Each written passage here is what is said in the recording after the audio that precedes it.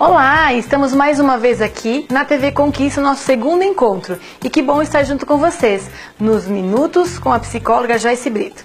E na semana passada a gente falou um pouquinho sobre a vida de vocês. Vocês se lembram? Quem assistiu lembra, não é? A gente falava um pouquinho sobre o ajuste, sobre alguns pensamentos disfuncionais, que são aqueles que me impedem de fazer aquilo que efetivamente eu gostaria de fazer. E hoje eu vim aqui mais uma vez para poder redirecionar tudo isso. Mas antes eu queria explicar uma coisinha bem rapidinho. A nossa psicologia, ela é dividida em 3 grandes partes. Então a gente tem 3 abordagens diferentes, que é a comportamental, a existencialista, que é a humanista, e a psicanálise. Algumas pessoas acabaram me questionando nesse decorrer de semana por que eu falo tanto de pensamentos. Porque eu venho de uma abordagem, a qual eu sou especialista, que ela é a terapia comportamental cognitiva. O que ela visa? Aquilo que nós falamos bastante, não é?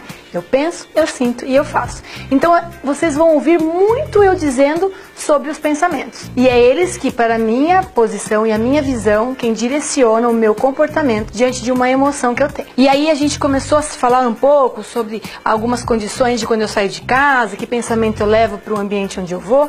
E eu queria agora falar um pouquinho para vocês sobre alguns esqueminhas. O que eu sempre digo, esquemas são algumas tatuagenzinhas que eu trago na alma e que elas ficam muito gravadas de coisas que aconteceram lá atrás. Um exemplo super fácil e simples de dizer para vocês é, eu não sei se vocês têm isso, mas eu tenho. De quando a gente está conversando com alguém e o chinelo está virado de ponta cabeça, não é? A gente não fica com aquela impressão assim, se ficar virado, alguém vai morrer. Geralmente é a mãe ou alguém. Nunca ninguém morreu, graças a Deus, porque o chinelo está virado. Mas se numa conversa com alguém, que a gente está num ambiente diferenciado e a gente vê o chinelo virado, a gente se incomoda. Ou você nunca teve isso? E aí a gente precisa desvirar como se fosse uma superstição.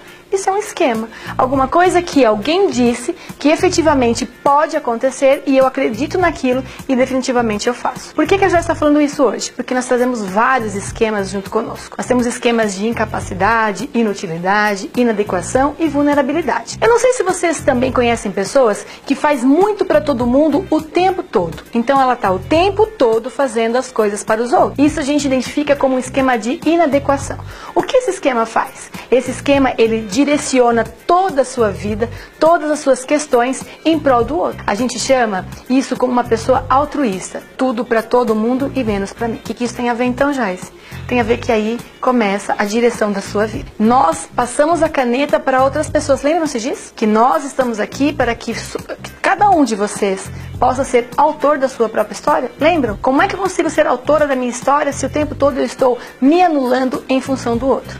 Algumas pessoas ainda, que já vi várias, inclusive minhas pacientes, que dizem assim: Joyce, eu não consigo, porque se a pessoa fala pra mim que o meu cabelo não está bom, eu quero já mudar o cabelo. Mas estava bom, você gostava, você gostou, era bacana, mas você mudou. E mudou por quê? Porque alguém disse pra você que isso não era legal? Então esse esquema de inadequação, ele é tão forte pra você, que aí você sofre por antecedência. O que é isso? Eu não querer viver a minha situação, a minha função, por conta do outro. E aí a gente começa a entrar num parafuso, não é? Qual é o parafuso? Viver o que o outro quer. Eu começo a dizer que aí a gente vira o camaleão. O que é o camaleão? É aquele que se adequa ao outro. E por que não o outro também se adequar a você? Quantas pessoas, ou mesmo você, que está aí me ouvindo, me assistindo, quantas vezes a gente já deixou de fazer uma coisa que era muito importante pra mim e que eu gostava muito porque alguém disse: ah, nem vai. Nem vai porque não vai dar certo. Nunca aconteceu isso com você? Comigo várias vezes. Mas eu não permiti com que outras pessoas me desestimulassem a lutar por aquilo que eu quero. E às vezes, quando as pessoas veem que nós estamos caminhando, indo, e estamos conseguindo um sucesso, alguém vem e diz assim: ih, se fosse você não faria isso. E aí a gente para pensar no que o outro está dizendo, que também tem uma história frustrada e quer frustrar a sua. Então o que eu venho convidar você? Para que nós identificamos juntos esses tipos de situação em que eu faço com que o outro seja mais importante do que a mim mesmo. O outro esquema, lembra que eu disse? Inutilidade? É aquele assim, ó, nem vou fazer. Não vou fazer porque eu não consigo. E às vezes não é nem que você não consegue. Alguém te disse que você não era capaz. E olha que coisa, né? Você acreditou. Como pode acreditar você mesmo que não é capaz de fazer uma coisa que é o teu desejo? Então esse esquema de incapacidade, ele cresce de tal forma que te deixa triste, angustiado e até mesmo depressivo. É quando eu não consigo dar conta do recado, então eu acho melhor eu nem ir. Ou então eu desisto, ou eu tenho medo. O medo é um dos sentimentos mais difíceis de lidar, porque ele nos impede de fazer aquilo que efetivamente eu gostaria de fazer. E ainda que é um esquema muito complicado e que eu falo que é um dos mais difíceis, que é o vulnerabilidade. O que é uma pessoa vulnerável? Ah, Joyce, já me disseram isso, que eu sou bem vulnerável. O que é vulnerabilidade?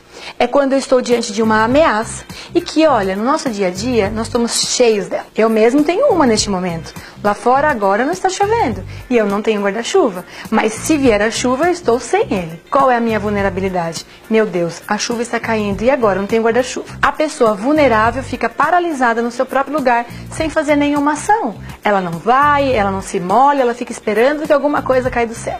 E aí ela foge. Quantas pessoas a gente vê fugindo das suas próprias questões, por quê? Porque ela não dá conta do recado. Então, o vulnerável é aquele que tem uma ameaça, tem armas suficientes para derrotar essa ameaça, mas não se sente capaz.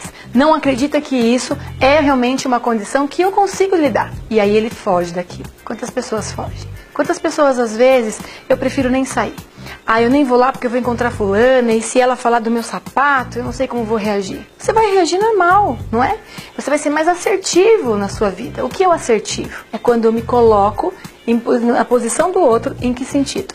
Bom, se eu estou diante de várias pessoas, num ambiente em que as pessoas olham a minha roupa e comentam, olha Joyce, eu acho que esse vermelho não ficou bom pra você. O vulnerável olha pro vermelho e diz, nossa, acho que eu vou ter que trocar.